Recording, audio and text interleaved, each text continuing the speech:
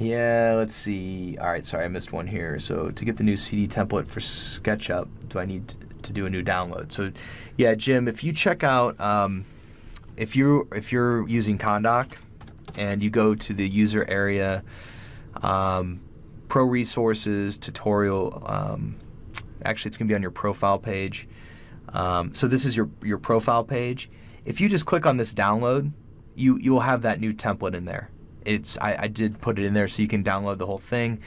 And let's see, under tutorials, I forget.